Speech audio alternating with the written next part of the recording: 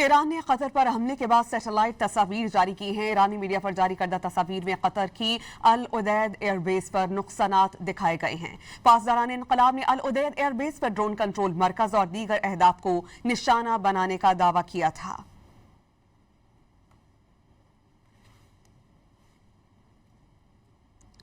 Iran ने Qatar पर हमले के बाद सैटेलाइट तस्वीर जारी की हैं। ईरानी मीडिया पर जारी करदा तस्वीर में कतर की अल उदैद एयरबेस पर नुकसानात दिखाए गए हैं। पासदारान इनकलाब ने अल उदैद एयरबेस पर ड्रोन कंट्रोल मरकज और दीगर अहदाफ को निशाना बनाने का दावा किया था।